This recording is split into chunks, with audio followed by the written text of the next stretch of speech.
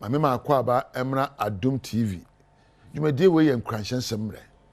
Na osumfo Apostle Dr. Nita Kotego na metedwa ma me dwumadie ho chia me. Mame na ase se wanya mre na me no beto na montuo we. Enne so wo hihye won hyebre, shaping your destiny. That's the ultimate goal of life. Baba ye boy nya ye bia no e hihye a wo hihye ama won kra bia na wo hyebre. Onipa bia adekyin bia no wo twere enkrata a wo tintim wonam ne yeso no kasa so editintim wo hyebre awieye ene onkra bia se be si akono sempo se wo pesika se wo yadwuma wo Adom se wo yadwuma wo bank se wo ye posini e nkra bia na ahyehye na nkra bia nyina so onye sika abenya nkra bia nyina so enye dan abesie nkra bia nyina so enye wo ba abewa ano ene empo ema obewo won krabia eye nneoma a ususum be kenya wo na wayo na eja ensempa ene ne yepa ene empo bibi eto enchirima abrabo so ene efe no krabia ohono won kra wo kra ebia ento kra no ade e se wo kra no edimu na woyo na edukodum pempenso bia dan kwa ma se woni ho a ye be ka wo ede sedie na osebo aka woni eje fe no se won kra ebia bebia won kra eko ana wo hyebre se da wo hyehye wabrabo akoduru no na ene so no me de bibi brɛw me fe no don't waste too much time and energy on the small stuff.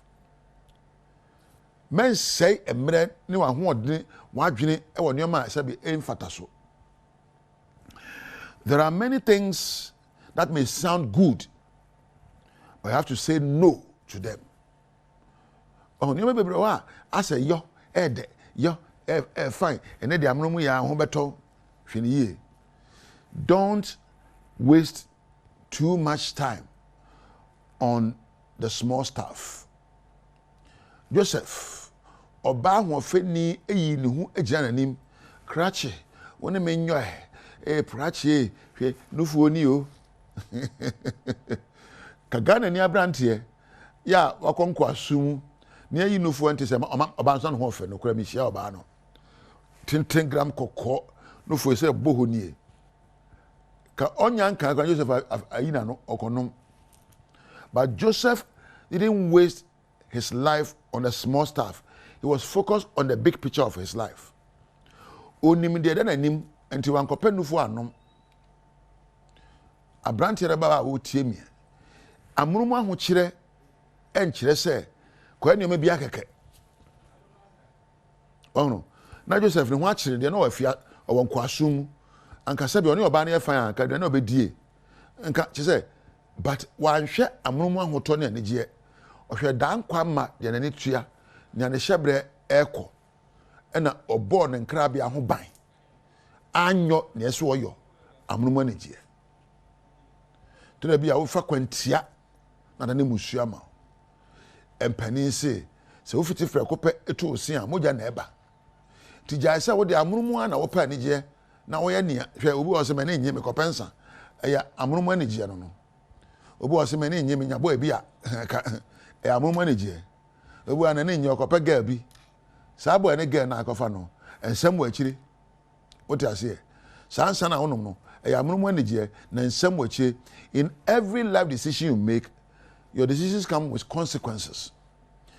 To sue bi abetusu na montuo bi abetu no e de ehu ennyoma ebrew na bisa won say na meye se akatua no ba metimi asomu ana aso akatua no beboa me dan kwa ma iye de oh hyebre wo we e da ba bie na wo pre ape na amurumu no nneoma bi besisi wa kwan so wa hwe ne yi a ebi abaguro ebi yese obenwenwi afa temodne afa pesemu nkonya kwan afa kwantia so akope bibie na esi wa kwan eno ne sebe eduboni a wonumi eye kwantia so ani je na wope nya botre wate na don't waste your energy onyame ma wadwen ma hoodene e ma tumi ni mre se fa hihye wabrabo awie die pa kope nioma ya amrumu anigye enfo ani be ma wade wa hia ga bia amrumu anigye o ma metwa me ho kakra ekoba se bonsam na kire wo bonsam ogina hefa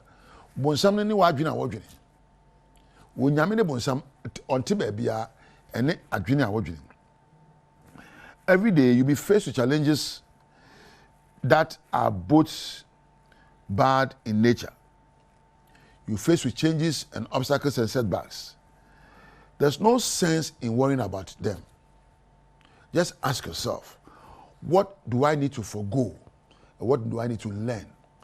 You will never answer with maybe a TV show or the Adom TV there at Ashemum. But if you are a debut a swinging for so, now I sell 1 or 2 hours, now they've had the chrono.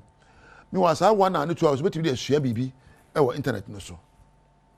Oh no, Nyoma Sabe and Sam Fata, Amruma, Nijana Hotono, Yana was Susuni Yokakra. And Nyoma Sabe and Sam Fata, Ya Mumu, and Mao and Nijana Hotoswano, Yana was Susukakra. Maybe I only be ya dear, Mayanade, me prano, he, me cabia cheno, me fan cheno, a Yamumu and Namo and Nijia. Now, a baby Asiano, this is on one pet. This year, Sasuban way, papa. There are situations that you cannot control in your life. And number 2, I want to me so. Bomodia ne jaho. Nako unchi. Ne bisa won say, akande be na mehia. Suban be na mehia. Ensem be na mehia aka. Afa sa ade no ho na mabo atra. Enyina mu nsu. Enyina mu mosobo na dan kwamba se de tie bi abrabo ayeboi. Se wo pese wo yodini. So a person abrabo dimuno. I consider the obeshiabi. Beshia da ya wo. Beshia da mu odene. Beshia hwase. Beshia nkuguo. Na beshia mposinto ene mre yo mre. E kan abrabo ho. Amase twedwa asu. E ba se obehia osopo mudene. Na wagina brane. No aponim die ni nyansa. Kasapa ni suahunu na de bubrawe. Abusua Ababanya meresa o woni edi kan wanya yidempa no wanhuri prekope ankodu ho sempo woni Joseph na tie na ahwe kwan ofa aso akoye odini ebe o mama e wo Misraim a na menyaaya anka be Joseph ka wa krado so be fa baby ofa no na no misha brante bi o se ni menya anka be se o me se hwe me ko ho woni mbra ni pa bra ka o nka se menya anka o te se me so pese o ye se me a bisan se nyoma me yo ya meduru bebe meduru no ye de ma betimi ayo manfa kwantia me di nidie e mampani me pemre esuan de na me twekura da bia me suan de me di ahobrase e ma me ho na me sunda e pa ma me da achi na me twana muntuo e pa me da so akire na mpo me ka kire me ho se me pese me yeye e buru me nuanom nyina so na dankwa mamaji dini adabusua mu na no na yemfoni ametwagu mani so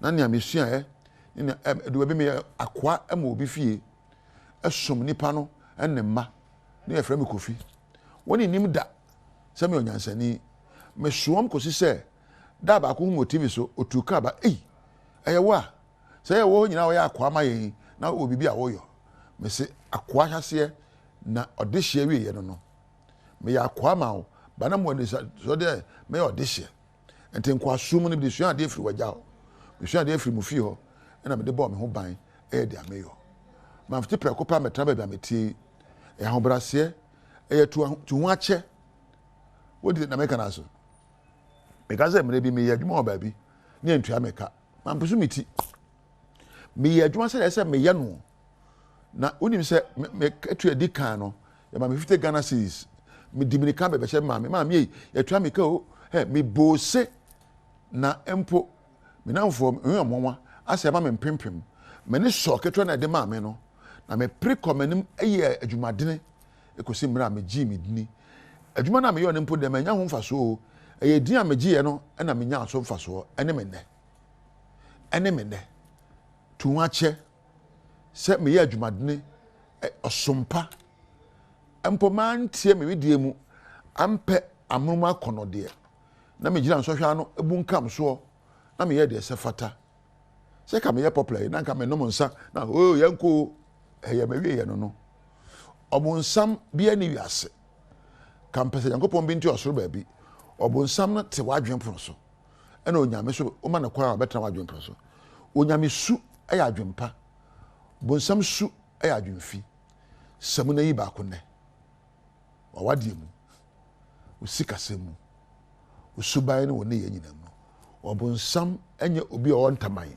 ɛne mpo wei ɛmɔfa ne sɛ hɔn a ɔpɛ wɔ ayɛ wɔ ɛne adwene a wɔdwene onyame ɛyɛ sunsun mu adwene nti minu mmienu yɛbɛyɛ abrabɔ no a ɛyɛ a ma yɛnwene adwempa susu yɛ papa ma menkra wɔ ha